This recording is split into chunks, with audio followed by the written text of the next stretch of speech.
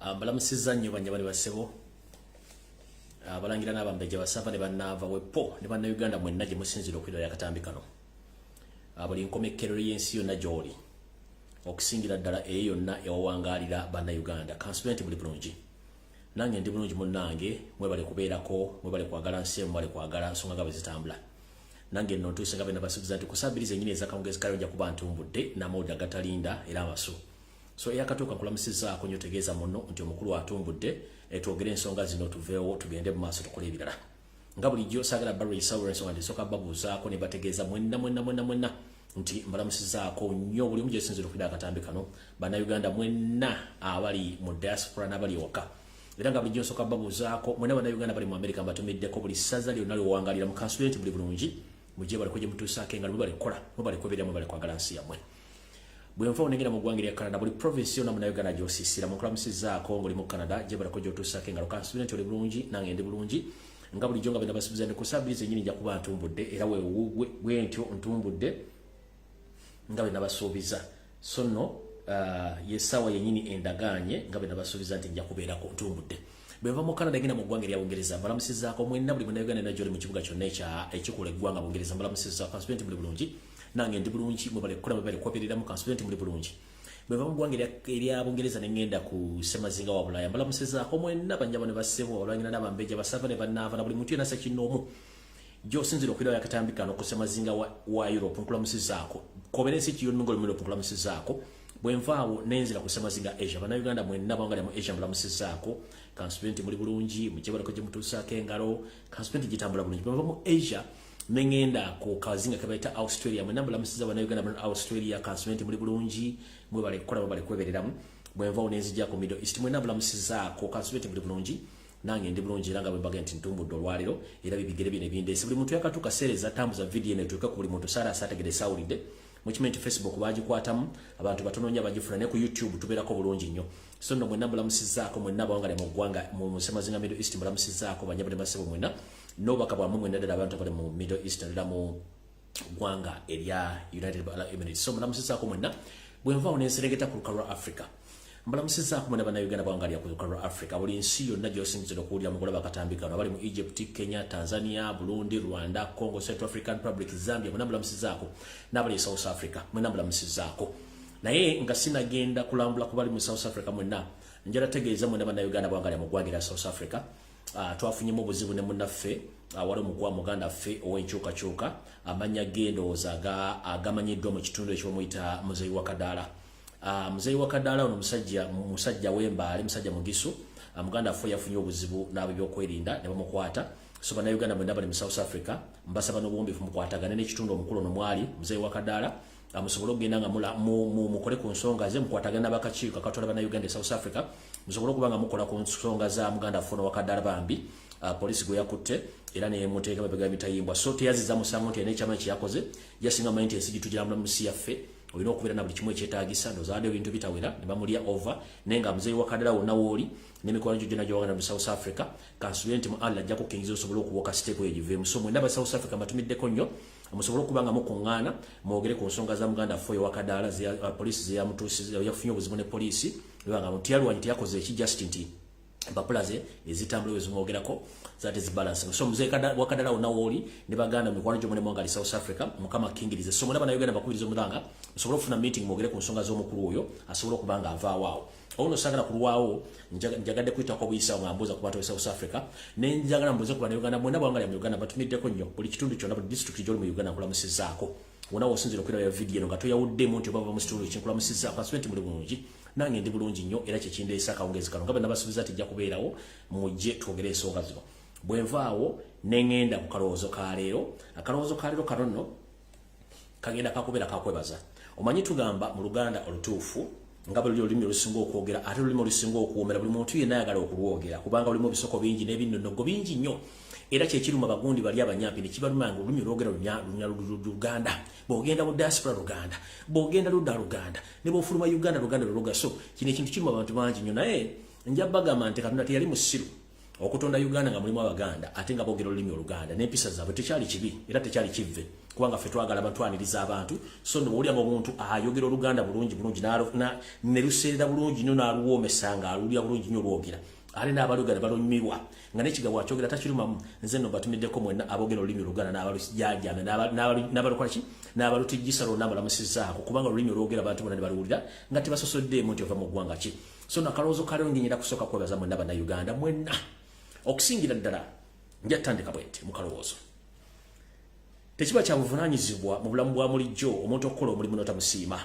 ffenna abaganda bwe tugamba nti babikulya balungi mirimu olwo luba lugero ffe abaganda tugamba nti babikulya balungi mirimu mu kanyomero ka leero kano ak'ekiro akakalowoozo ka leero njagadde nnyo okwebaza baganda baffe mwenna abali ku social media bavuddeyo okuba nti mwetangira ebiboozibozi ebibadde bitambula ebitaliko mitone amagulu yose byatandise ne ba agent ku social media badde bitaliko mitone amagulu nga bagezaako nnyo okuteekawo ekibeerabeera n'ekiboozibozi ky'okusosola mu mawanga neera nti ffe tuli bannayuganda tuli lwazi ne bwolukonako tetukwa kitulabika so nongera kwebaza okusingira ddala bannayuganda bannaffe be tusibuka mu ggwanga lyerimu abanyankole bw'obanga oli munyankole ng'oli ku social media bw'oli Kampala ng'avuddeyo n'okola ka video nga kawakanya n'okuvumirira ebikolwa byonna ebyakoleddwa abatanyimanya ng'aba ba state abali ku social media abavumye Ssaabasajja Kabaka ne bavuma Buganda ne bavuma Baganda n'okugezaako okupromotinga ekintu ky'okwawula mu mawanga njala nnyo bebaza banyabo ne basibuli yakoze ku social media ng'oli ku TikTok oli ku Facebook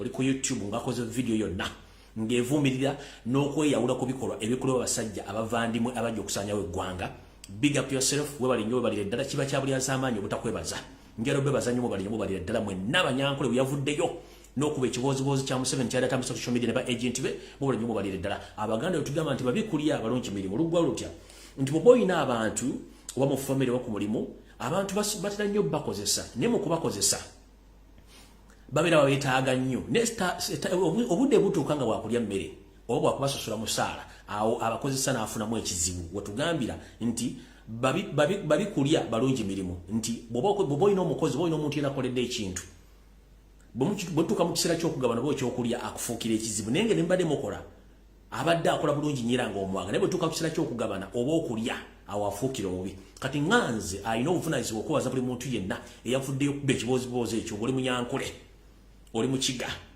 nkwegayiridde era nenkwebaza nenkugamba genda mu maaso kubanga ono omusajja tatusobola kyebasinga bbo okwagala kwawulamu ate ffe nga tuliwo okubeera okwaniriza buli muntu yenna ajja so buli munyankole yenna yavuddeyo n'okuba ekiboozibozi ekyo I salute you kubanga ffe tuli ba bulijjo tetugenda kuvaawo ono ye agendagenda ne kafamire ke akabanyampi neffe tugenda sigalawo so mwenna big up babikulya abalungi mberi mu kalowoozo ka leero mbaagala nnyo mwenna kubanga tukuze ffenna tuli ba Luganda ffenna emboozi ya Museveni eri matankane ng'empale ze so tajja tujja ku mulamwa mwenna mbaagala nnyo bannayuganda okuva mu mambuka mu bukiikaddyo mu maserengeta ne mu makkati ga Uganda mwenna mbaagala nnyo mwebale kwagala nsi mwebale kubeera mu buli kimu mwebale kukola buli kimu kye mulina okukola so lwekwe kakalowoozo kalero nti mwebali nnyo mubalire ddala mbadde sobola kutandika video nga sibaziza mwenna abanyankole mwebale kukola video zivumirwa bikola bya Museveni na kuvuma bikwade bataddeko mwebali nnyo mubalire ddala mukaba bankumi natakumira mpeera nammwe abaganda nyizo butebebaza mwebale kuba bantu balamu ne bakakkamu obutalaga nnyo ate bantu bali nti busibuufu bwa mpisa omanye mu kalowoozo ka leero tugamba nti ekyokya okirindanga ne kiwola n'okikwasa engalo ekyokya okirindanga ne kiwola n'okikwasa engalo Museveni avuga nnyo omuzannyo gwo gw'okwawula mu ngalo za tuli basiru neffe tusinga okutegeera okusinga ye nga bw'akyagala sibe kirina okuba so no mu kalowoozo ka leero babikulya balungi mirimu mbebaziza nnyo mwenna Uganda mwenna abasobodde okuba ekiboozi ekyo mwebali nnyo mubalire ddala era akalowoozo nkagaddewo kati ngenze ku kigula luggi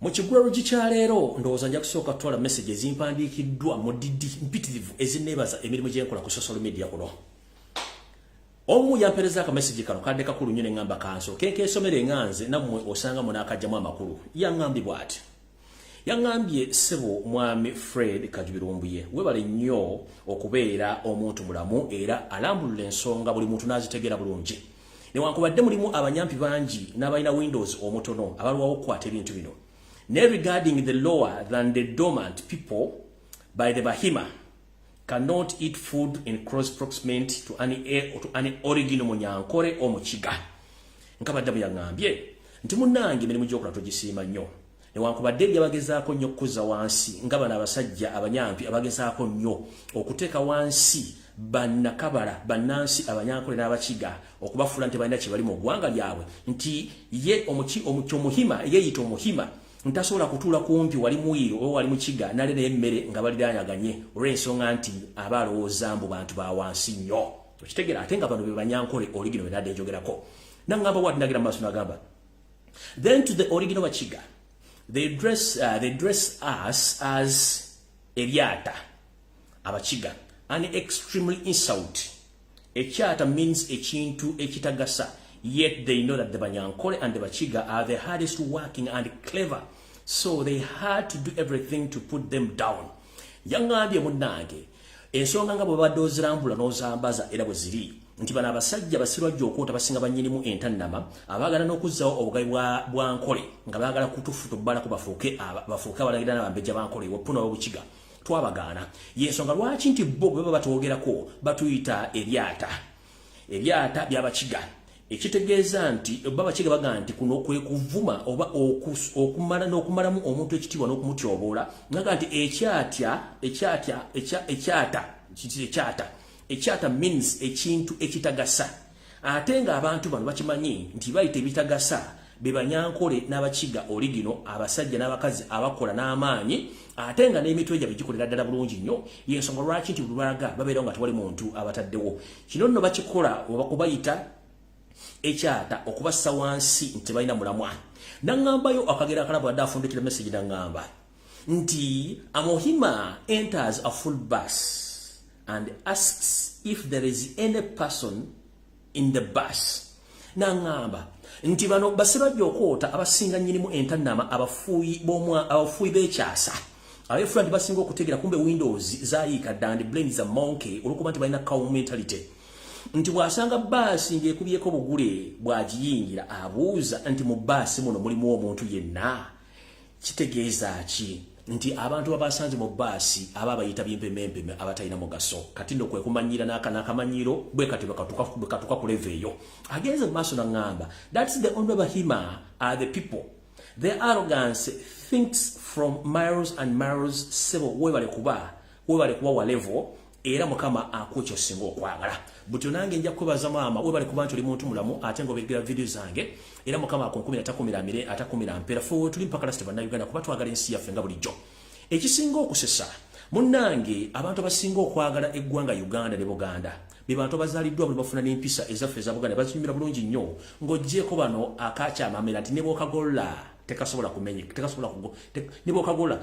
kukola ki kuloka kaba kamenyeka bumenyesi so ndo bwe ngamba akakyamamera muno muli yoseti bahuro tabasana family ye wepona akabinja kabanyampi abajja okuwamba eggwanga Uganda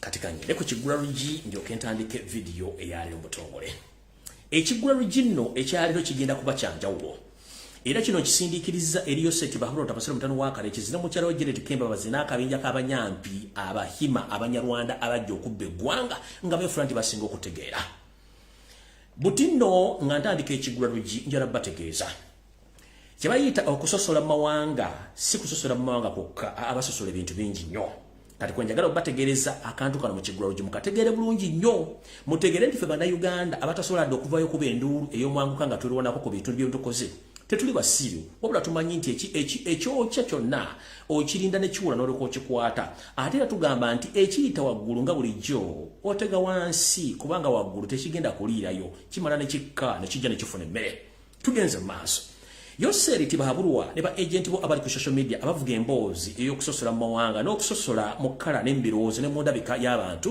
buno obubaka bugende eriwo mu kigula rugi kya leero tugamba nti sirwajja okwoota bw'afunvubira n'ayagala okusinga nnyinimu entannama ekiva mu bibeera bigo wano tugamba nti nno enkima gyekoma okulinnya omuti gyekoma okwolesa obwerere bwayo Yoseri kiki ekikutambuliza mu convoy ey'amagye Omolositi Battalion 2 omuntu eyali atiitiibizibwa era nga ayagalibwa ensi yonna ne kati naawe kennyini bw'otunulira abantu bo batya so nga ate teri security esinga y'abantu ba bulijjo okubanga bakukumangira bakwagala munnange nakugamba nti abakuba ezizo bava bakuba ezaagundi essaawa zino gwe kennyini otambula olingiza buli w'olaga n'egy'olaga kyennyini kilometers nga 10 osooka sindiko balingiza oba tewali mimiziko gyonna bw'otuuka mu mbeera nekimanyi nti ensi yakuvaako era yakuta osigaliza kimu kubinnyika mu nsuwa odduke bwato ne sitani bwe yerega ku mukama we Katonda alowooza nti anaamalako yakomekereza mu kasuse ku nsi okubonyaabonya ffe abantu Katonda be yeetondera naffe tugezaako mulwanyisa era nawe nga bwe tukola okukulwanyisa.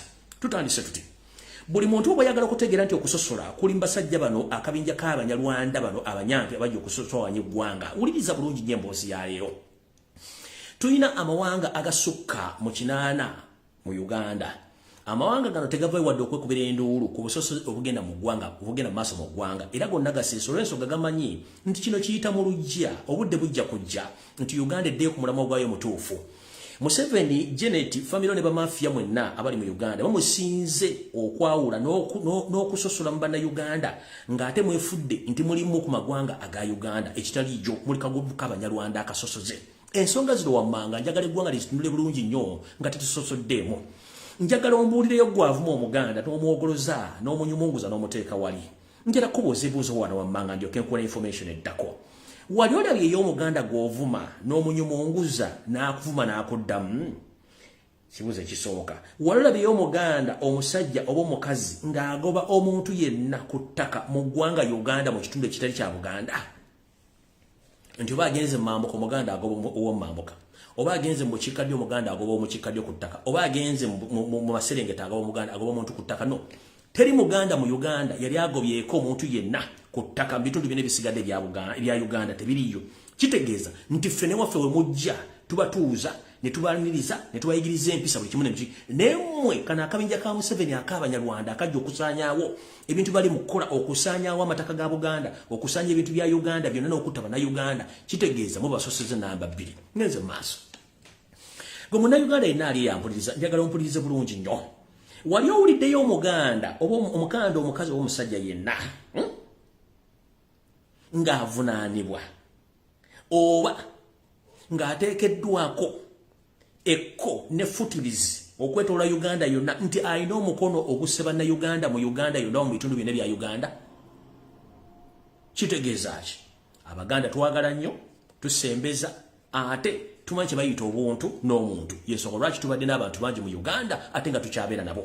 Kati gw'ayagala otwawulamu munnange nno okootakoota mu gwa lumonde. Kano nno kekaddirira ndyoke embawo emboozi esinga okubanyumira bulungi. Njala kubabuuza ekibuuzo kimu Yoseri ne kagurupu k'Abanyampi, the Nyampians, the camouflagers who camouflage to be Banyankole, but unfortunately we have now discovered and we are about to expose you to the fullest.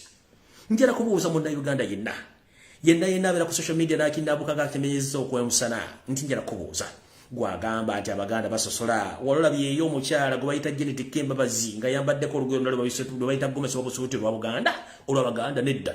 Wali owuliddeko omukyala oyo atambula ayiikayiika ng'alinga balugu anaatera okulinnya omutuba ng'ayogeddeko ekigambo kyonna eky'Oluganda mu Uganda wano nga n'Oluzungu lwennyini odwogera alwogera asimba amannyo kubanga amanyi nti ennimi z'alina okwogera zezeebokabokka abalangira. Kyovula talina dde ekijja kya nnyina ekyataata wadde ekyassenga wadde omwogerako ewantu wonna kubanga ke kabinja kamu akabatabanya ŋŋamba akajja okusaanyaawo n'okweddiza buli kimu ekiri mu Uganda. Nze njagalayo omuntu aleetere statement emu Janet Kembabazi Mama Assassin gye yali akoze ng'agikoze mu Luganda wadde okwambala busuuti ya Buganda ekitamukakatako naye kino akabonero kalaga tuli mu unification eraga nti buli muntu wadde okozesa obuwangwa bwa munne naddala mu nnyambala n'enjogera n'okwogera ebigambo. Naye omukyalo ono bakugamba nti bw'abeera mu nnyumba eyo Hola House gye muyita State House, buli lwawulira erinnya egganda nga lyogera wawulira olwo awulira ng'omuntu gwe bakumidde omukka omuzibu ennyo ng'omuntu yalidde amagi n'alya ebinyeebwa n'alya emberenge n'alirako ffene n'amagi ag'empogola. Kati omukka ogwo gwe bakuumuula Janet wawulira omuntu ng'ayogera Oluganda oba nga Muganda n'alyoka asika ennyindo ng'anoosa obogolo n'agamba ati naye bifiire binoonya ekiwano. Oyo gwe bayita Janet gwe mulowooza mutasosola. Munnange omukyala omusosoze to the extent nti n'abantu abamu bennyanja okwogera nabo olw'okuba nti bebaliwo y'ensonga lwaki akola ebintu ebyo. Naye ffe tetulina buzibu na muntu yenna olw'ensonga nti Katonda ensi yagituweesa mikono ebiri n'atuwa buli kimu. Ffe bantu tujja kudiringa nabo mpaka ng'enjuba ezzeeyo gy'etereka ebigere byayo. Kati wano nno we wali okulya okukomba essowaani nga sinafundikira kiggula luggi. Yoseri Tibahabulwa lekeraawo okusiga n'okusasulira okupromotinga tribalism mu Uganda. Olw'ensonga ffe Bannayuganda twegatta dda gwatwawula. Okwegatta tekitegeeza nti tetutegeera. tumanyi omulamu mutuufu Uganda kwe yazimbibwa. Yensonga lwaki ffe abasinga obungi bwe tubeera mu society tubeera nnyo n'abantu abatali Baganda naye ng'ate tubawa omuzinzi ogw'okuba nti baguma n'okuyiga obulombolombo bw'ennono bwa Baganda n'okuba nga buli kimu bakimanyi. Yensonga lwaki nti buli muntu wabeera aga nti Omuganda muntu mulungi nnyo asembeza n'ayigiriza buli kimu ekitali ku mmwe nti gwe n'omuntu gw'olabe bulabi n'omwekengera osobola omutuusaako obulabe. Amawanga tuyina mangi nnyo mu Uganda naye tegavaayo kwemulugunya kubikola mugakolako olw'ensonga nti bakimanyi nti mmwe muli babbi abajja okunyaga essaawa mugenda. Waliwo embuuliza ebibuuzo bino wammanga gwagamba nti tribalism Abaganda basosola. Nkubuuza ekibuuzo kino. Gwe kennyini Yoseri Tibahaburo Tabasiro mutano wa Karajense tamuzezedde sanga bisibe. Gwagamba nti afuge eggwanga lino lifugira ku mudumo gwa mundu kubanga abantu bagenda okulonda. Balonda Robert Kyagulanyi Ssentamu nga gwe baagala. Oli musajja Muganda, oli musajja Munyarwanda.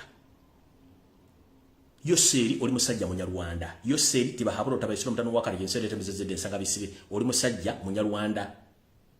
Kazi. Vice President Jessica Rupu si musajja si mukazi Muganda. Tugenze ku Speaker wa Parliament si Muganda. Tugenze kwa Mumyuka musajja Munyarwanda. Tugenze ku Chief Justice Wunyi Doti musajja Wengulu. Tugenze kwa Mumyuka nesi Muganda.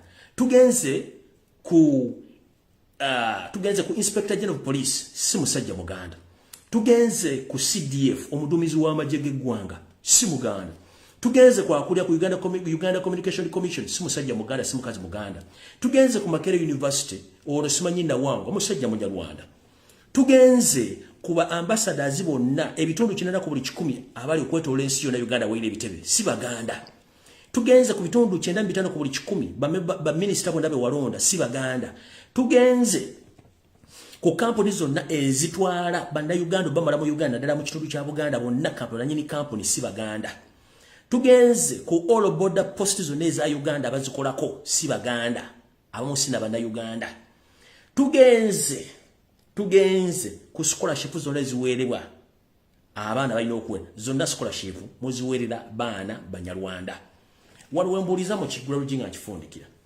Wali owuliddeyo eggwanga lyonna bingi iti Batoro, bingi iti Banyoro, bingi iti Bakiga, bingi iti Banyankoro original, bingi iti Muganda, bingi iti Muteso, Musoga, Mukaramoja. Ngavudde nakola demonstration about your poor management and tribalism in administration. No one, because they know that any time from now you are going. And they have been watching you all along, practicing tribalism indirectly until all Ugandans will get together and will expose you. Now, let no one deceive you and intimidate you. This group of Rwandese, they are like the white people. They fear to be exposed. This Museveni and his mafia group, the Rwanda, who came as mafias to explore Uganda, to the extent they would want to kill each and every Uganda they take over the land. They fear to be exposed. And I'm here to inform the general public, including the international community. This gentleman is good at creating the divider and rule amongst we Ugandans. And he is planning a tribal clashes between we Ugandans, but which is not work out. As we speak right now, this gentleman, whatever he plans is not going to be perfect as he prefer. Right now, as we speak, the people whom you abuse right now, whom you discriminate in the Baganda, are the same people who fought the guerrilla war since 1980s up to 1986. Millions of Baganda were killed in Wero Triangle. Approximately 1 million Baganda, they were killed. Nobody of your family lost his life. Nobody among your family lost his or her life. The people who fought that war, they were Baganda.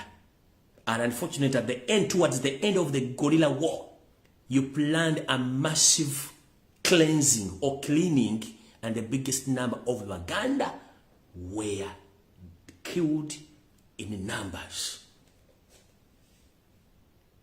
You didn't even shoot even one single bullet in that war. It was Uganda who fought that jungle war since 1980s up to date right now. But what you paid them is to abuse, is to discriminate them to this extent. That even you are paying your agents to come on social media and start attacking Uganda. You are attacking Uganda, the center point of Uganda. How mad are you? And how idiotic are you? How stupid are you? To pay people to abuse Uganda. How dare you play with the heart in someone's body? Osobola okuzanyisa omutima mumbiri gw'omuntu. Tewakuwadde assassineri mutalo lwa kinaana baali Baganda balwa n'olutalo. Bafa akakadde kamu n'engumba zaabwe zikyaliyo mu kibira. Otandika otya okumanyira omusajja atudde ku ttaka ly'abajjajjaabe nga gwe tolinako na buvuna buddo. Nga ne State House eri Ntebe, State House eri Nakasero. Parliament ku ttaka lya Buganda, amalwaliro amakulu gali ku ttaka lya Buganda. Amakuba aganya ng'ofuluma gonna eggwanga gali mu Buganda. N'otandika okuvuma abantu goloza tuli basiru. We are here and we are watching. Kyonna ky'ovuga tolisobola kujja omuganda, tolisobola kujja omutima gw'Abaganda nadavu y'Abaganda gye baagala mu bannayuganda bannaabwe, tolisobola. Ekyo ekintu kyokka ekikulima tojja kisobola. Ate kijja kujja nga bw'okyagala, tekijja kusoboka. Eri abantu nga baagala n'okufuuka Abaganda ne beetuma amannya ntugabawa periodically ne babeerawo. Okitegeera? Nenoddawo n'otandika okucunya Abaganda n'obasindikira abantu babavume.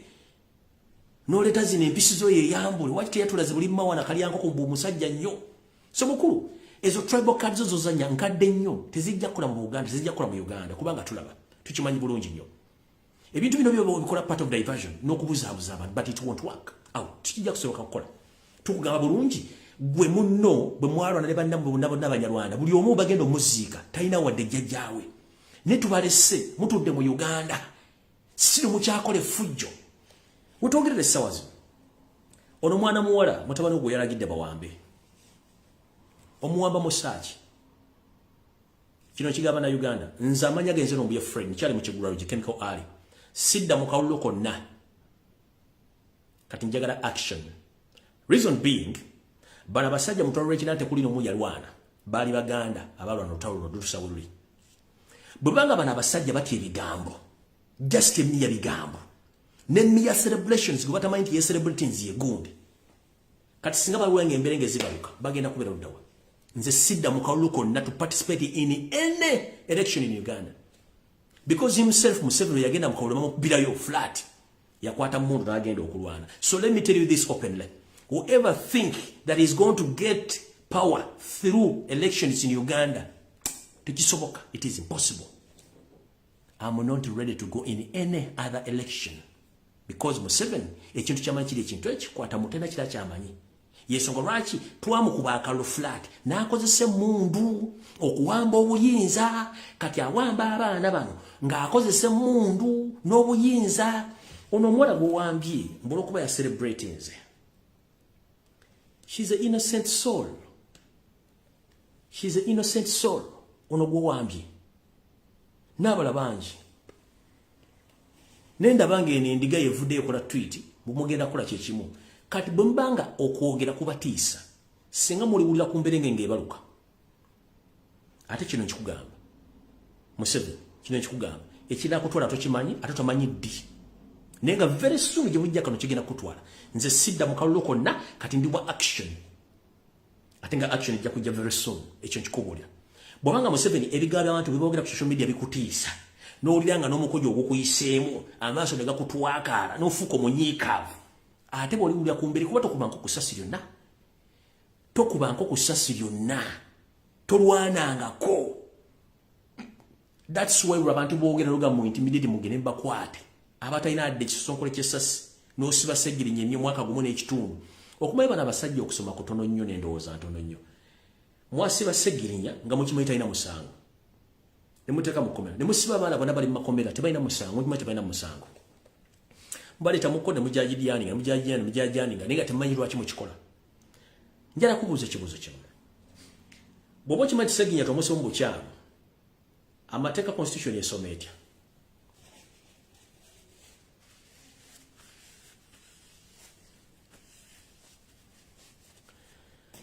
Constitution esomeja.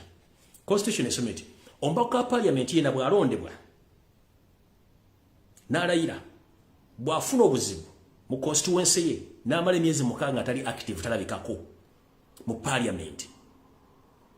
Etteeka lisoma nti Electoral Commission erina okulangira ekifo ekyo kikalu era ne bateekawo okulonda after 6 months. Ombaka Sseginnya Muhammad agenda mu mwaka ne munne gwe sagala kwogerako. Tewali wadde member parliament ekyogerako, Electoral Commission tekyogerako kubanga muzanyo mukimanyi nti mukola ebintu bikyamu. Kubanga cow mentality. Cow mentality. Bubanga amateeka gasoma nti ombaka yenna bwamali mezi mukanga atalipotize mu parliament ekifuba kirangira vacant. Sseginnya agenda mwaka. Tawoza bumuleta mu kota mera maddakiika 3 mukyusa abalamuzi baloya bwe tebajja ba prostitute tebajja bwe kibayi muvuga kintu kyammwe kitambula tekina mateeka. Tekina mateeka nenga semateeka gati omubaka yenna bwamali emyezi mukanga atalinya mu parliament era nga tawadde ensonga parliament era ebulya Electoral Commission timuteeka okulonda ono mubaka taliiwo. Kati Sseginnya musajja afa talina musango olwokuba mwine ebintu bye mubali mutegese. Kati olwokuba nti mwagala mubeezaawo ng'ajja mu kooti abeera musibye ekintu kye mukiteekaawo nga kyemusibira kya bwereere. N'abaana batalina musango mu kooti bemusibye luzira bemusibye ekitala bonna nga tebalina musango. Kiki mu driving kyemuzimba kikulu. Mukulu Museveni eno messenger ya Uganda nkyali mu kigula video tendaba. Kyosiga kyokungula. Bannayuganda oli wali mwagenda abantu 27 mu nsiko which kye nawakanya temwali 27. This is a total madness and a total lie. Musima the sort of the master seed, it is a total lie. It is a total lie. Kambule Bannayuganda. This is my question and it beats my understanding. Abaliwo basajja bakulu mu myaka gye 8 kuyagala kungamba ku maje Butego yali adana intelligence. Museveni attacked the Kabamba with 27 people. Utandikira mwa abantu 27. With 27 guns.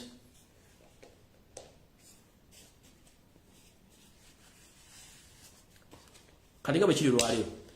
Mutubera abantu 27 ne mundu 27 getulumbe bombo. Watu getulumbe Gaddafi barracks. Kozesa omuntu obuuze. Musoma obutabo baba wandikira obutabo nino obuuza how 27 people they attack the barracks.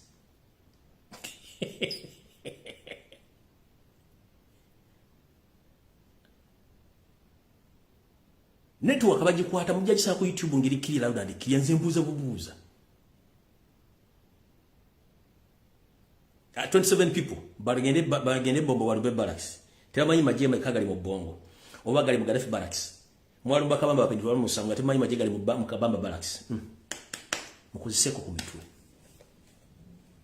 Ono musajja yina amaje agali gasukka mu 20. Nenga agamu gali Tanzania mala gali Kenya nga tegali navaayo gali ku nsalo. Kati olode bali bayingidde. Kati yenga kyakola abantu lema zo bas obat petitioning ne kwatwala mu kitabo. Akulaga kagulupu kabwa ak'Abanyarwanda abatayina nsimu ka 27 be bakola ekituuti abala bali luddawa. Then you talk about tribalism. Where others ekituuti kyabwe kirudda amanyaga bagasomera luddawa.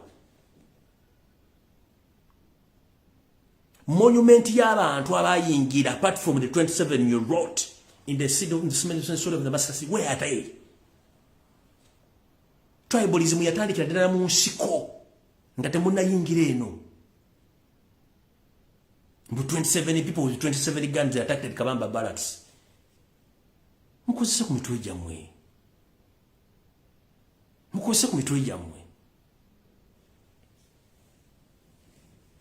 Bwembulira abantu monument endayo bawandika Bannayuganda abalaba bafira mu tawulo lwewa olweruweero olwayita Museveni. Nganawe kenyini convoy yo event ebe okutuuka ogalo oluguudo n'okuva Entebbe mpaka Kampala ku State House n'olugala. Ngira tali muntu kabe amera bino musabasobola okulumba convoy yene eriko ne toilet ennene tebasobola girumba gono lumba barracks with 27 people.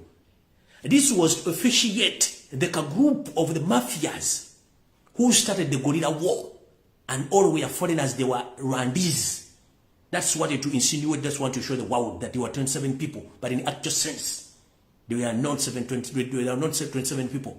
There were many in numbers.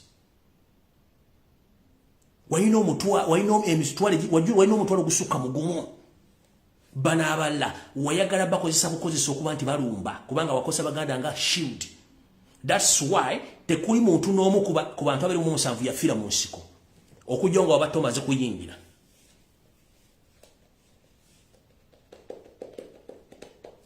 Awo vudo sigenda kulwa n'ekigwalo jinchigadde kati ngeze ku video yandese.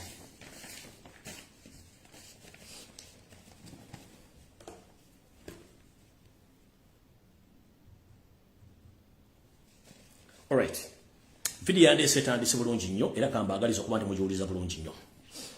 Yoseriti bahabro tabasero mutano wakati jensere tamzazede nsanga bisibe ne babbi banda bali mu government. Ngera bategeeza okutiisa tiisa n'okuwa bana Uganda tekyongera ku buwangazi buwadde bwa family yo. Mujjukire gabaga nti musiga kimukungula. Abantu okusanyuka kwa tumuyini nabagambye nti ebikola byakola bimuvirako okusanyuka. Ngawe mulabye olwaleero musajja mukulu ono eyita Geno wavudde n'akinambuka nti if you don't have 200,000 Ugandan shillings, so keep your undergarment safe, don't lose it. But unfortunately that gentleman knows that they have a plan of recording back all the national IDs. They have a plan because they are looking for money. Previously I told you that this government doesn't have money, any single coin in treasury. So he came out insinuating, laughing. Kujirigirira. If you don't have 200,000 Ugandan shillings, so keep your undergarment safe, don't lose it. Because if you lose it, pressing it 200,000 Ugandan shillings to get the replacement. If you don't want, leave it. Not ndio musajja omukulu arrogant la yogere yama nti sibagikwata kubanga kibagala. Kahindo tafire. Nawe noriye kifire. Nawe noriye kifire. Kale ngenze maso. Butyo mukyatye ebigambo. Naye abantu bagenda kuva mu bigambo. Kati mukutta abantu abadde batandise abasajjuse. Yale muteko kibozibozi kya tribalism. Naye mugane enkubuulira mujja kifunga kimukiza mu singa abantu bananyiga. Nze mbagambye ogwange ngokoze mbagudde amaaso buli kimu kibasomesezza. Sina mawulegesi bwadde ku internet gatatuukirira. Ngenze maaso era nga baga nti nebaza abantu bonna bavuddeyo okukola disclaimer eri akabondo ka Museveni akali social media akabuzaabuza abantu mbebaziza mu banyuma bali ddala. Ngenze maaso era butyo mu nsonga eno ey'okwekunga bannayuganda ffenna njagala tutandika okukozesa ekigambo kino wammanga. Oba ova mu Northern Uganda, oba ova mu Eastern Uganda, oba ova mu Central Uganda, that is Buganda, oba ova mu West, muno mbuli Bunyorotoolo, muno mwe muli n'abantu b'embala mu West mwenna. Tuyina ekigambo kye twagala tutandika okukola. Mbagambye Omunyarwanda omubbi kyasinga okutya kwe kumwambula engoye n'omulaga abantu. Kino kyalema gavumenti zonna ezaali ziyise okwawula Omunyankole ku Munyarwanda. And I made it. I'm proud of that. I made it. It wasn't an easy task. Okujja Museveni Banyankole mulaga nti Munyarwanda. It wasn't an easy task.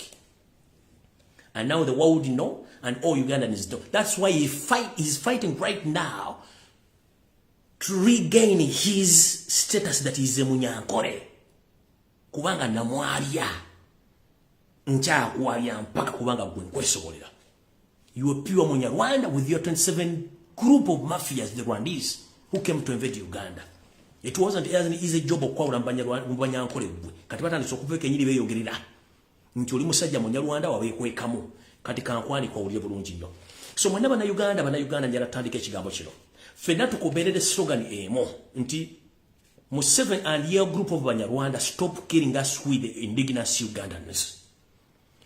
Buli muntu yena bona kwa slogan yenu buli kitundu kyode kya Uganda abasajja bano batya nnyo babya batannyo balangira nti Banyarwanda yesobola ki bali mu kukwata n'okutta Bannayuganda kubanga bakimanyi bulungi nnyo nti baali beekwese Banyankole ne tubajje tubateeka kungulu kati kibaluma nnyo okuba tubatadde ku girasi abantu babalaba abe Busoga mutandika okugamba ekigambo kimu mu Banyarwanda mmwe abakulu ba Museveni akagulupu ka Museveni akabanya mulekera okutta Bannayuganda mulekera n'okusindika ekigambo ky'okusosola mu mawanga. Mu Northern Uganda namwe mutyo Museveni n'akabinja kak'Abanyarwanda bajja okuwamba eggwanga mulekerawo okututta n'okutwawula mu mawanga tuli Bannayuganda ffenna. Awo mu kikadde bwa Uganda mwenna muno muli Abanyoro, Abatoolo, Abakonjo mwenna ekigambo kiri kimu Museveni Omunyarwanda ne ka group ko mulekerao okutta bannayuganda n'okubaawula yawula mu kubanga ffena tuli kintu kyekimu Butego tugenda mu Maserengeta oba kye tuyita northern part oba kye tuyita western part of Uganda muno mwe muli abakiga abafumbira n'abanyankole origiro mugambo omusajja ono gadi nabo gikimufungizigo omusajja gw'omunyama n'akabinja kak'Abanyarwanda akajja okusaanyawo n'okwawula yawula bannayuganda tukooyo okutta bannayuganda nga mwefuula nti muli banyankole nga mutusiiga enziro kubanga bwe ginaabagiwunye kijja kuba kizibu nnyo abantu okwawula wakati w'omunyankole kubanga abantu benyini Abanyarwanda bakozesa olulimi lwabwe olunyankole njagala kwebaza nnyo mwonna bavudde ne muvumbirira ekintu kino eky'abasajja Abanyarwanda okweta banyankole nga bali okutta bannayuganda kuba guno muze n'ekikolimu kijja kuba kigenda kummwe so mutava kuvumbirira kintu nno kiba kitegeeza nti mwe kennyini bamwetabye mu kintu kino so nga temukimanyi bulungi nnyo nti nze okubayamba okuggyayo omulimu guno ogw'otegeeza bannayuganda nti bano abasajja Banyarwanda kyekiriwa Museveni n'okumusiiwa nga akaddaliddali oba akaggereggere nga walinnye muwala amazzi nga galimu obucaafu ne kakusiiwa so mwenna mutandika okufuna ekigambo kimu Museveni lekera okutta bannayuganda kubanga oli Munyarwanda ng'ate obawula mu mawanga kubanga watusanga tuli ekintu kyekimu yensobola ki bw'oyingira mu Buganda osangamu Omuteeso osangamu Omulango osangamu Mukyoli osangamu Musoga osangamu Mugisu osangamu Mutolo osangamu Munyankole nga baguze poloti batudde emmere bagula wamu mukatale bagulamu abaana basomera wamu basi bazirinya buli kimba kikolera wamu ono kyatayagala kati njagala kikulume kikudugude kikutukute n'amaaso gakutwakale mpaka luno oyingira eddongo va mu kwawula bannayuganda kubanga tuli kyekimu lekera okutta bannayuganda nga weeko kambanyankole abanyankole tebatanko bannayuganda abanyankole tebatangako baganda kana akabinja k'Abanyarwanda kali mu kutta bannayuganda okitegedde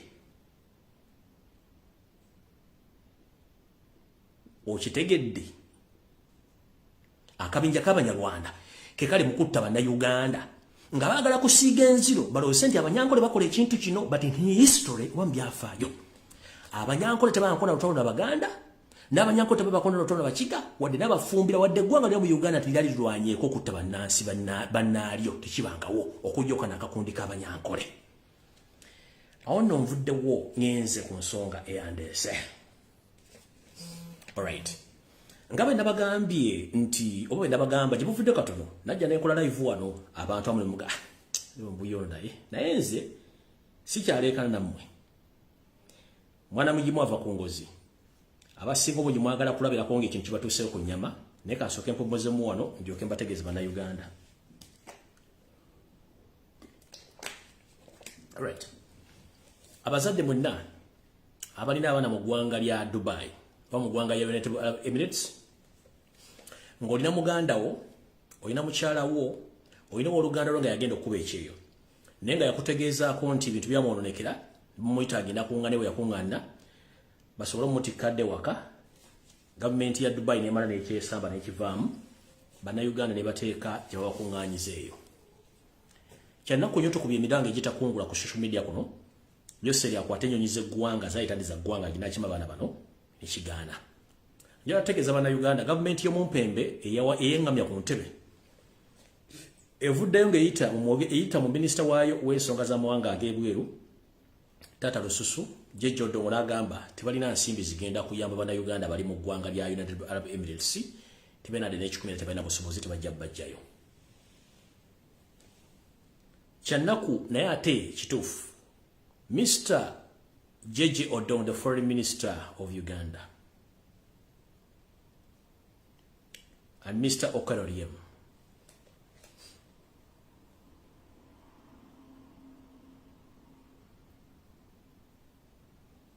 I think if you don't have enough money to bring back all Ugandans who are stranded in UAE,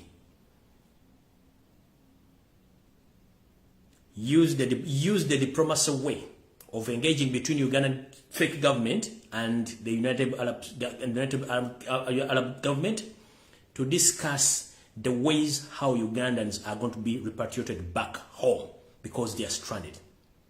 They don't have food. They don't have where to stay. They have nothing. They have been there for a long period of time yearning to go back home. But unfortunately, you can sleep in your mansions, in 5-star hotel, enjoying the taxpayers' money. But remember, these people are stranded in Dubai. They're like people who are paying taxes. and they have been working in Dubai sending back home money, which the government earns some tax from that money. So please, with immediate effect, please engage in the diplomatic way to repatriate back all Ugandans who are stranded in Dubai. Because these are taxpayers' money and these are Ugandans. They need help from the government. Although you say that you don't have enough money to bring them back, please, at least get the name of all those Ugandans stranded, inform their parents to look in the other way how to bring their kids or their children back home than staying in Dubai in such weather, which is not conducive for them. Get all their names, inform their relatives or their parents to look in the other way of getting money or air ticket to bring them back, because they are stranded as if they are not Ugandans. Tata Lususu. And Mr. Karorian, please. There are so many ways to discuss this matter and this matter to be solved. These are Ugandans who are stranded in Dubai. They are in Southerns. They went there to work and they have been working, sending money back home. And the government has been earning tax from those people. So right now they are stranded, they need help. No one is helping them. These are indigenous Ugandans. They have families. So Tata Lususu, Mr. Jejo Dog, at least act like a father, and Mr. Okeroriemu, plus your fake boss, engage with United Arab Emirates government to discuss the possible ways how Ugandans must be repatriated back home. Because these people have been working for years, they have been sending money back home, and they need help. I don't know, for the Uganda, Bwino muganda ngali mu Dubai bamu kubasindikibwa okubera mu wayino bajja bambi tekijja kusoboka government ebeganye tayina seze sola bazaayo bambi mukole kisoboka mulonga muziza abana bamwe mpola mpola mukitegere byo tubagamba nti government mu tufina government buli muna Uganda yefaako yekka bwe munategera unako bulungi munategera nenze mulimo gwe ngukoze ba blogger bala mulimo ngukoze abana bekutukutokuba koso mulimo era njalo beba zamwe n'abade balwana Uganda bati Australia Dubai bali nyimo balire ddala. The reason as to why we have followers on social media, because we care about Ugandans. But the government which doesn't care about Ugandans, when you come use social media, people, they don't follow you because you are reciprocal. You don't help them, even talking about their problems abroad. So how do you going to get this following? If mbuza mugamante mujja ku social media abantu babala bogera propaganda, because fetufayiri abantu, that's why they follow us. Kati mwaba abanonya following nga muleseba na Uganda muoza munonya numbers when Uganda is stranded. How are you going to get those numbers? You think those people are stupid to follow you or to follow government protocols when they are stranded and they know the person who can help is the government? No batunulia beleniza monke batambula mbuwe ale muza zino follow tufuna mfuno batusasula nsasule kubanga temukozesa bwongo wama onvudde unyeze kukirala.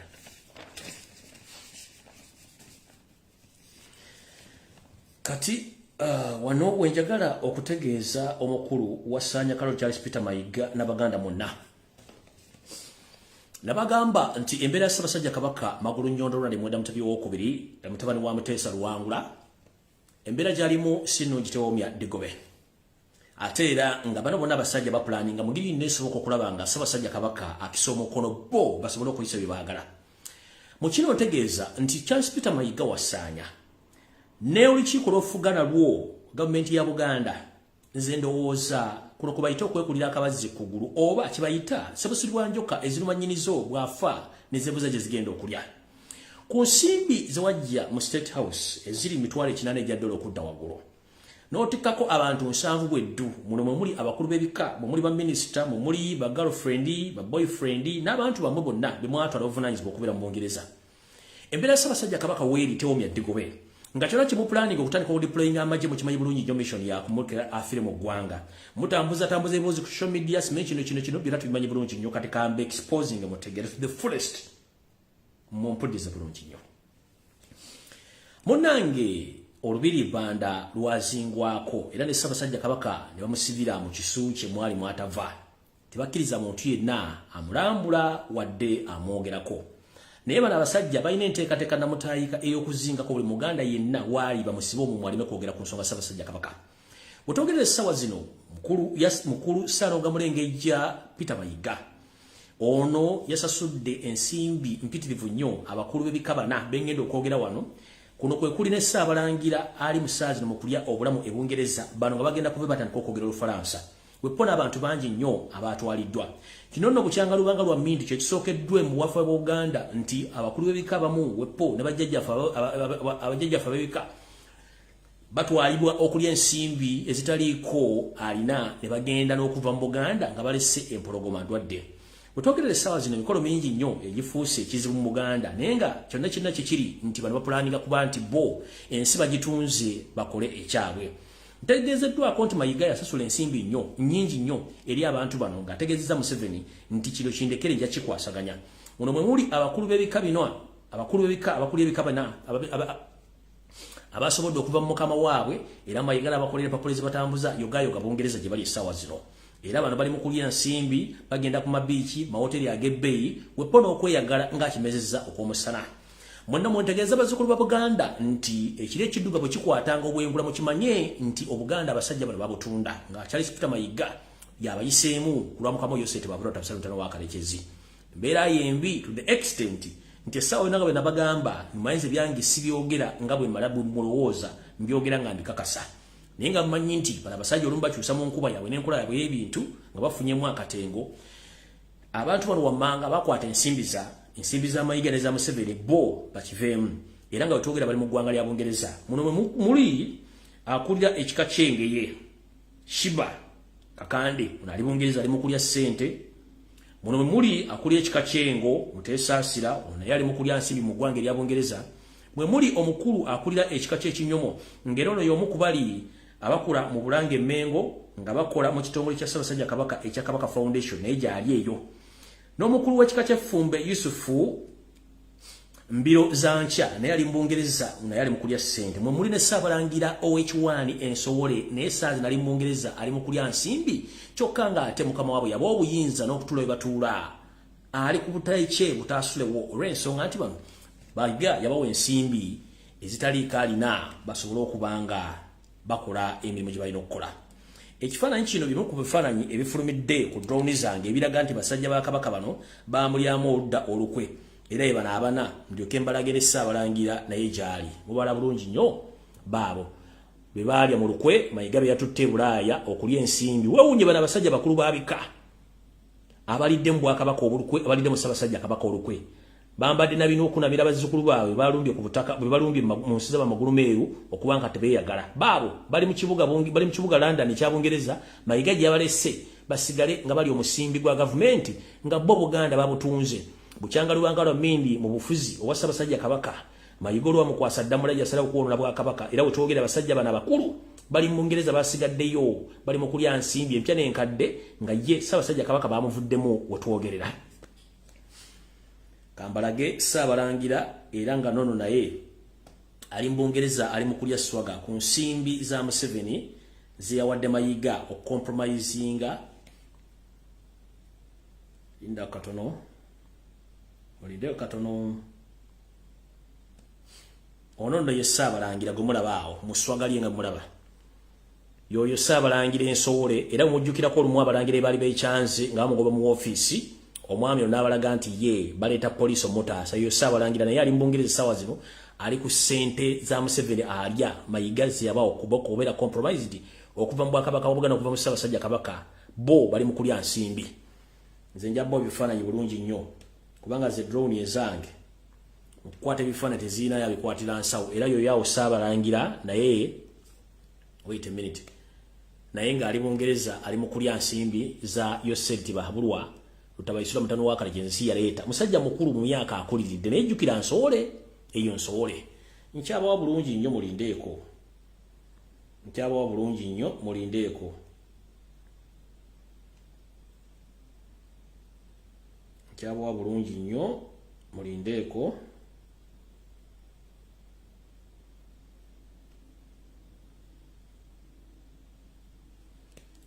era wuuyaawo kennyini oli ali ku nsimbi za muwa musolo yeeyita Ssaabalangira network temufaayo video mujja gisanga wa video mujja gisanga ku YouTube naye nga yo Ssaabalangira nno naye yagenda bibantu Mayiga byatambula nabo okubawa ensimbi na buli kimu okuba nti bakola omukolo gw'okuva mu Ssaabasajja Kabaka yoyo Ssaabalangira.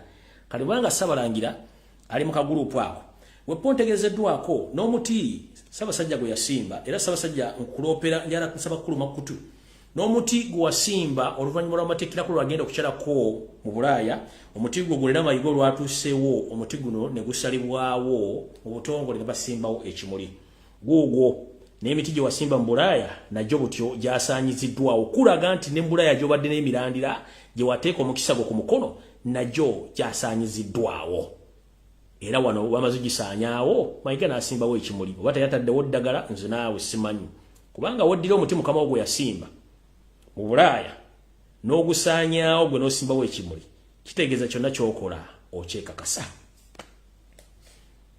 Awo nno nvuddewo sigenda kulwawo njala genda ku information endala kubanga obudde tulina butono nnyo tugende ku birala. Era kuno kwentegereza Abaganda mwenna nti wetwogerera family ya Museveni ne Museveni kennyini munnanga bali mu kusagambiza wepo n'okuseka n'okusunda emyenge gy'ebbeeyi kubanga bakimanyi nti omulimu gwabwe gwe bakwasa mu mpembe wa Charles Peter Mayiga bagumaliriza oluvannyuma lw'okula nti abantu ensanvu abasindikwa bonna abasinga bali balemesezza Museveni okumukkirizaamu mu biga byayogera eby'okujja Obwakabaka n'okusanya Ssaabasajja Kabaka. Era Museveni bwe yakirabye ng'abasajja n'abakazi bonna abadde empajiruwaga abandi bufukidde akayinja mu ngatto nga bagibuukidde bagirinyidde bagenze n'omumpembe wasanya Kalooli mu Bungereza okulya ensimbi n'abamu basigaddeyo munnange kino tekyaganye Museveni ne mukyala we ne famire y'Abanyampe Banyarwanda okugula zisampeyiri bazisampagana ez'ebbeeyi era nga bali mu kujjaganya ng'akimezezza okwenkuba nga bagamba nti Buganda finished. Kino kitegeeza ki? Olw'okuba nti bo bamaze okukompromisinga buli muntu yenna omuwa omusimbi okumusirisa yensonga lwaki olaba nti abantu bano bonna bali mu Bungereza bagenda e Bungereza ne bagenda e Sweden ne bagenda e Scotland ne bagenda e Norway abala bagenda mu America wepo n'abagenda n'abambejja abasinga obungi nabo bawulira ensimbi n'abakulu b'ebika era bano mwembuli nabo bennyini bembalazeeko okuba nti bali mu kujerubere okucelebratinga nti Museveni kye yali asinga okukola oba okwetaaga kiwedde nti abantu bali bumusemesezza okuba nti bagenda mufukira akayinja mu ngatto bw'atyo wasanya Kalo Charles Peter Mayiga Salonga Mulengejja omulimu amaze okutuukiriza bulungi nnyo. Mu kino lwaki musanyufu Yoseeri lwaki anywa champagne muzimuyita champagne ez'ebbeeyi ne famire ye n'okugamba nti Obuganda abusaanyizaawo simba wakati gy'ovuddeyo katono najja ne mbagamba nti Ssaabasajja Kabaka bw'avaawo na buli muntu yenna ogenda kubonaabona mu Uganda nga mulowooza nsaaga bagenda kusooka kujja mu Maryland omumpembe olw'okuba nti ebintu bye bw'alaba ng'omaze omumwabya asooka n'atuulamu katulu wansi n'asikamukko kulaki n'asirika kati kyakoze beera Maryland ngikubye single handedly nga Ssaabasajja Kabaka tannaseerera kiyazzeemu asindise mukazi we Paasi Namuganza n'amugamba nti ayise ekiwandiiko mawulire wonna nti gavumenti y'omumpembe Yisirayiri Tabasale Mutano wa Kalekezi yeetaaga okubala ettaka lyonna naye ettaka ly'abala babala lya mu Buganda bwonna era basookedde kulya Sango bbe n'amataka amala bajja gabala n'okubala amataka gonna bannayuganda ge balina mu kino kitegeeza ki akyusizza strategy ekya Maryland kiyinza omuzibuulira nga Kabaka akyaliwo kati n'agamba baleete kiri kye bayita ekyokubala ettaka ngera kubuuza Omunyarwanda Sirwajja okwota otandika otya okubala ettaka lye wajja okusengako obusenzi oyalako nti bannayuganda balina endagaano n'ebyapa byabwe tebasobola kubalira ttaka ogenda ddibalamu tanizi ogenda ddibalamu kiro ogenda dditikka mu buddeeyo litwale ogenda dditwala wa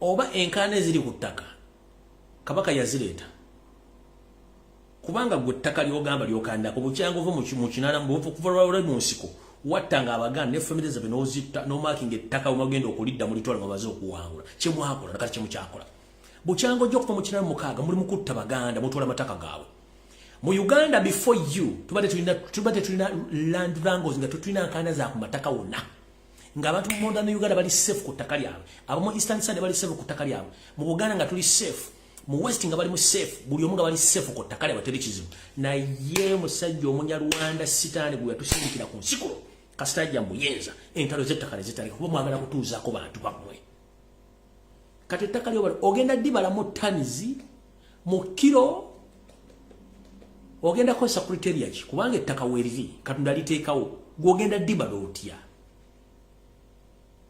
kyemanyi ko kiri kintu kimu gweneka ku family ko mwagala kwediza ttaka lya Uganda linembe nga mulinako monopoly nga mulinako obuyinza kino kyembagamba oba wagira Museveni watu wagira Museveni kino ekintu kyebakola kyenjogera ke sazi kigenda kukwatako mu kubala ettaka libagenda simbe bagenda teeka mu kutiya bagenda dibala mu ttani bagenda kubala byapa ndagaano kye kisimanyi era abantu bakanda ku ttaka balikanako kibuli muntu okutula ku ttaka kubanga ine endagaano ekitone nnyo obanga nyini ttaka yakuwaako otule kati nkana kyeziriko era abantu abali mu kutawanya banda Uganda ettaka mwe muli abasajja bo omuli Kalangwa n'abasajja bali mu bende yogomba wow abafamily bali mu kuwamba ettaka teri ntaana ku ttaka watusanga tudde bulungi ku ttaka njala kubuuza mukulu ettaka ogenda dibala in terms of tons kilograms in sacks which mechanism are you going to use because the biggest number of Ugandans they have their agreements and land titles. So who has ever complained about their titles or land agreements? Who? Apart from you, who sent your girlfriend, who went across Uganda, investigating about the Manule land and the wrangles on land, which land was led by your brother, the late Salim Musare, is the one who led land wrangles, including your family. Late Salim Musare. So you sent your girlfriend Kasane Bamugemeire to go and investigate unregistered land in Uganda because we still have unregistered land in Uganda.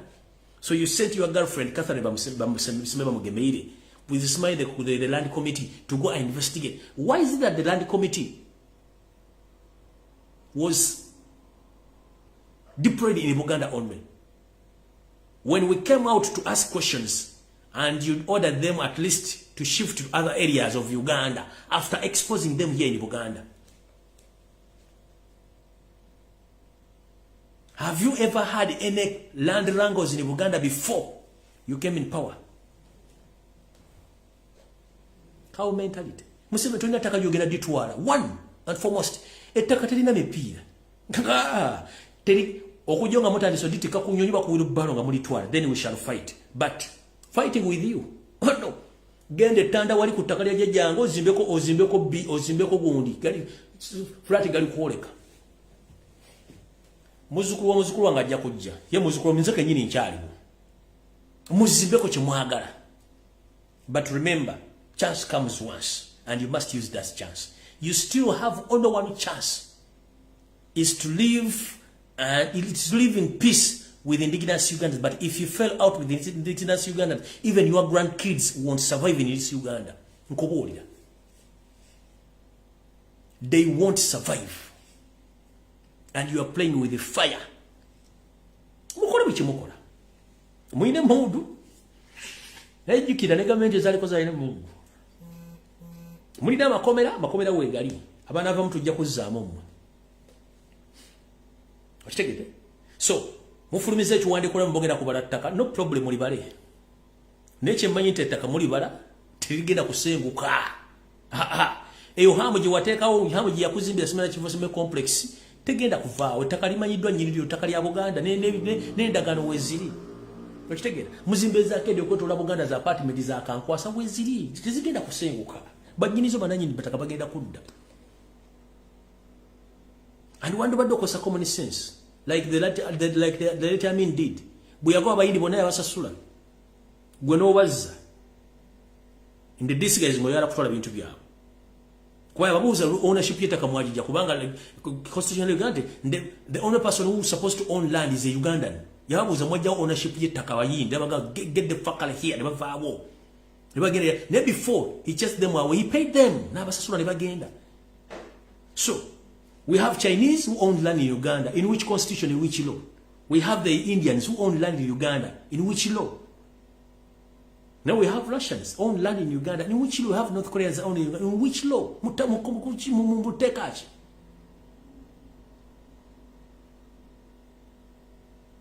The problem is the cow mentality. You think like cows, all these cattle. They chew the grass while moving. They shit while moving. They mow while moving. They don't have time to sit down. That's why you behave like cows. Cow mentality. That's the problem. You have. You don't think twice before you act. You are small in number, but you forget. You are chasing, intimidating, and oppressing the huge number of Ugandans who are tired right now. It's just a mere spark. It will cause catastrophe. You fail to understand. Ugandans are not stupid. They are watching. They're just watching each and every step. You had enough time to get out of Uganda, but you failed. Ndiwulira vamo kasoli wagano bajja kufumbira mikuta. Ndiwulira vamo kasoli njakulira nga banzija mugundi musamba. Ndiwulira vamo kasoli njakulira nga bansitula bantu. Ndiwulira vamo kasoli. Bakutusiza mu lujja njakulira nga basusa. Bakutadde mu sebo bana kumamu nja kuvaamu. Baamulira mu kasoli yafiira mu kasoli. Obadde ne chance zonna. So, buli kimu kikole. Time is coming. Time is coming. Ekina kutwala tujja kimanya. Tujja kimanya.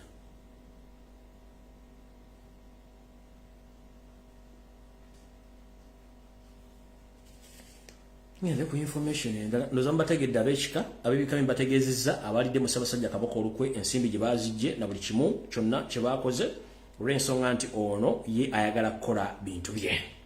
Kati no ngenze maaso nga nfundikira mu katambi kaleo njala okubiriza n'okuyita bannayuganda bonna buli omu gy'asinziira naddala Abaganda ne bannayuganda bonna nti tulina ebizibu bingi nnyo ffene bitugatta naye ekizibu ekiriwo kiri bwe kiti nti buli muntu yenna yesuliddeyo gwa naggamba ngolooza nti kigenda okuddawo kigenda kukwatako mbuuza lwa kigenda kukwatirako kikwatirako ludda wa wulira bulungi nnyo okumanya bano abasajja balina obuzibu. Charles Peter Mayiga wasanya Salonga Mulengejja yaddira abasajja n'abakazi bonna bamemba parliament n'abagaana okwogera n'abawa ensimbi bagaana okwogera ku nsonga za Ssaabasajja Kabaka bonna ne basirika bonna ne Buganda Caucus yonna n'esirika nako mukwano gwange akubidde yeeyita oluvuganya n'amugamba ku nsonga za Kabaka nga toyogera n'amugamba that is a separate entity. I'm less concerned about that. Wulira mukwano gwange akubye essimu n'akubira gomuyita oyo simanyi luupu smell oluyerupu smell because of it smell of opposition is over shit hole akubido smell shit hole smell up hole simanyi no smell loop namuga mister tule bintu bingi bigenda mu maaso mu Buganda naye nga toyogera ku nsonga za Buganda za Kabaka amugambe that is a separate entity. I'm not concerned about that. There is a big there is an independent institution which is supposed to talk and work on Kabaka's issues. Oyo no yabadde musajja mu MOP wa Masaka oyo eyita leader of opposition shit with muita shit hole smell up mpuga oyo mukubidi simu nambuuza please genuinely the man asking question sebo ku nsonga za Kabaka nga toyogera namugambo I'm less concerned about that nze ndi mu system y'ebyobufuzi Mengo independent institution isobola kwogera ku nsonga eziraba asobola zogera. He was a minister in Mengo. That is gomumanyi kyebagamba. Ne tugenda kuona omusajja akulira Buganda Caucus Muwanga Kivumbi.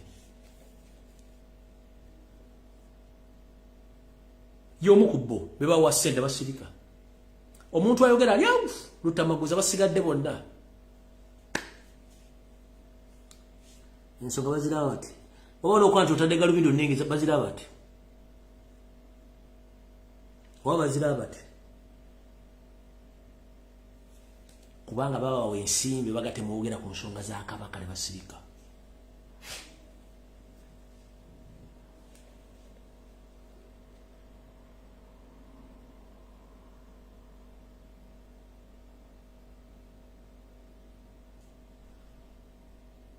I'm less concerned about that.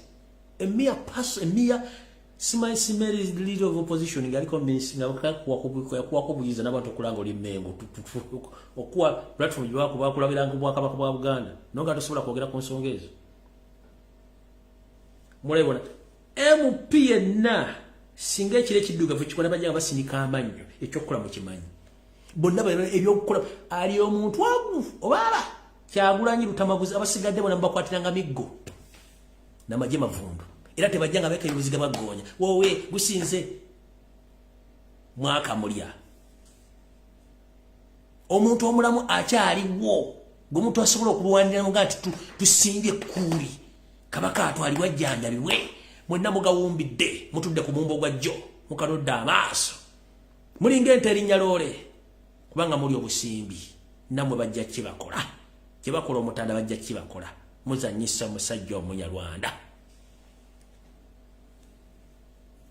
kanchi badire mu Uganda mukwano gwangu omu akedde ku macha na bilesi munaji kubiro oyo kumuyita mpuga leader of opposition namubuuza sebo ekitibwa je baliko nte kale nawe je baliko ngasikule boyogera ku nsonga za kabaka mpuga muzimbu ati ono nsonyiwa nze ndi leader of opposition ya ensonga zombuuza tezinkwatako ensonga ezinkwatako za bya bufuzi Bwino okubuuza bemmengo kubanga institution kitongole kyetongodde kinaba kyogerera okugera ku nsonga za kabaka zitizinkwatako sizimanyi mbuye mpuga bwokubira oli muwanga simanyi ani oli we butambala oyo muddugavu nali ngenta mwefumba kasooli nebyayogera tebikwata kabirenga paliza kubanga all the way compromise kati bwe compromising ba MP ne compromise amajja afa babika ne sabalangire ensowole ne compromising buli omu ani agenda okwogerera Obuganda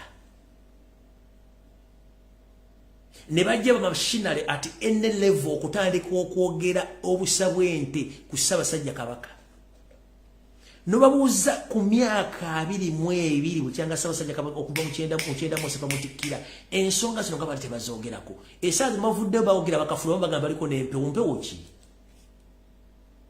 kuva mu 9 mwezi tokamala okubala mugire emyaka emeka wano mbala okubala mu wano kuva mu 9 mwezi tuli mu 2022 minus 19 minus 19 99 93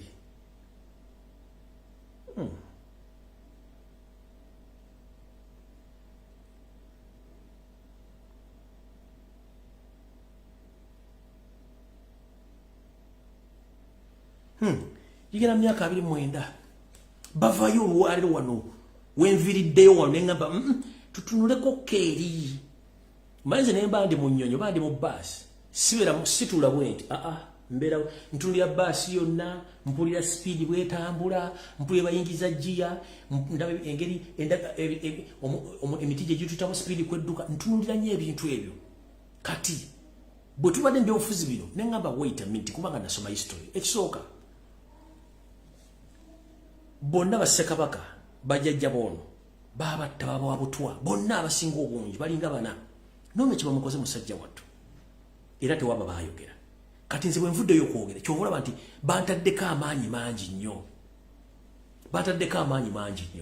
naye nze kyonna bagamba sifaayo kubanga buli enkomerero yakyo nze mba omuwanguzi golobolojja n'onvuma ebigambo sina kye batanvumangako nze kennyini ndi immune ku bivumu okuvuma nkusobola but that's not the problem kyekisooka ekyokubiri ndi musajja muganda mbaddeko mikolo gy'okuzina abalongo ngimanyi kati tunakyogera kuvuma kipya okitegera tunakyogenda kumpita kyesuulirangako nga nnwanirira ensonga za Ssaabasajja Kabaka ninzika njala baga mbategeeza tunule ba politicians bonna buli omu yasirika teri yasobola kulaba kintu ekyo n'enkiraba essaawa zino nejjayo enkweze ng'ezinnyo obusabwente ku social media simanyi mpewo ze zimuluma simanyi siyalina kubira notunensi ne weebuuza bana abantu bonna olwaki bangi naye nga tebalina mugaso obungi bw'abantu nga tebalina mugaso kitegeeza ki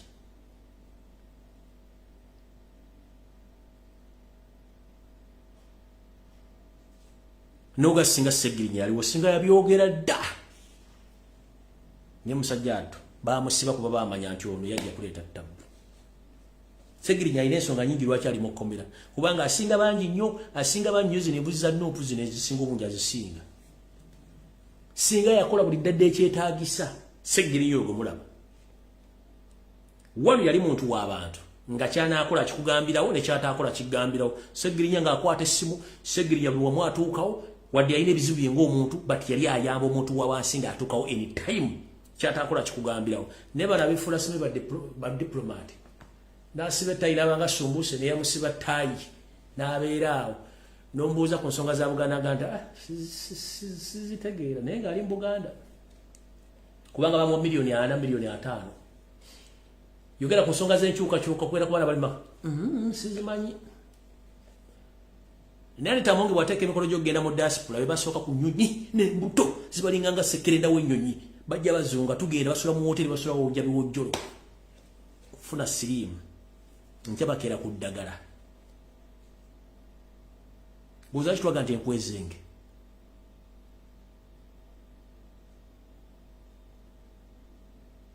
wendi wano to protect and to defend His Majesty Kabaka of Buganda until God decides. Nchidam. And by names of Kajibi Fred Lumbuye, I'm here to defend and to protect His Majesty the Kabaka of Buganda, Ronald Muwenda Mutebi II, until God decides. Whoever disagree with me on these issues, I'm very sorry. But it is my responsibility because he is my top leader as Muganda.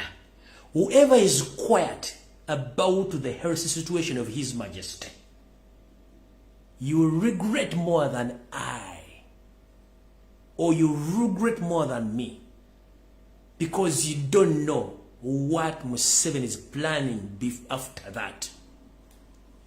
He gave you money to keep quiet. He gave you money to stop talking about Mengo of Uganda issues. He gave you money to stop talking about all the prisoners of the political prisoners. But at the end of the day, he's going to finish you because that is his main target. But remember, you will feel pain more than me at the end of the day. But I'm here to defend and to protect His Majesty the Kabaka of Buganda, Ronald Muwenda Mutebi, until God decides. Whoever abuses me, whoever insults me, I'm ready for that. Because we are not going to keep quiet, all of us. Because we use our head. We don't use our manhood. We use our head. Whoever uses his manhood to think about Buganda issues, may God punish you and the entire family of yours. But the world is watching. And people will be witnessing the whole situation since 2018 up to now. But the might Allah protect the Kabaka of Buganda and Mutebi Wokobiri. There are so many misinformation. There are so many misleading information. There are so many forces surrounding His Majesty. Because Museveni's mission is to demonize,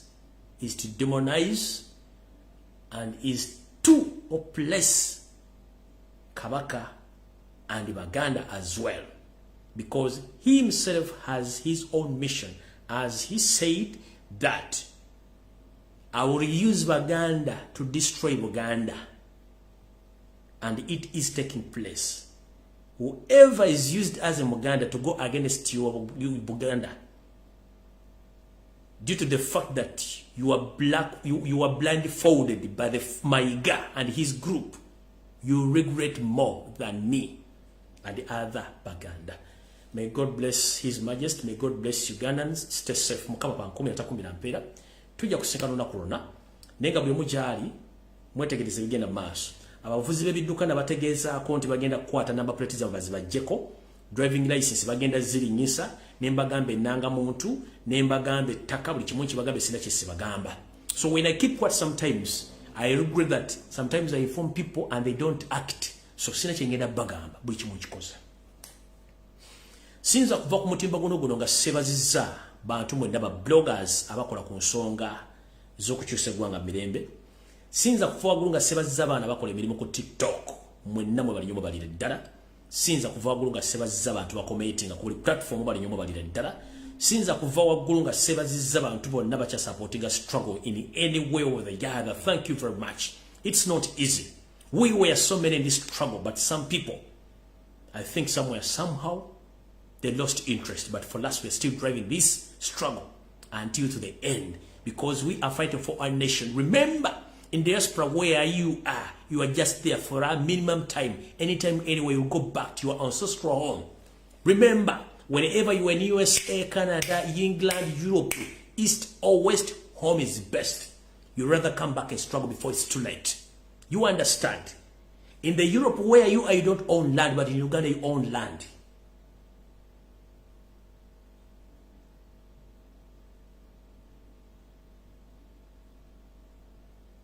Do you copy?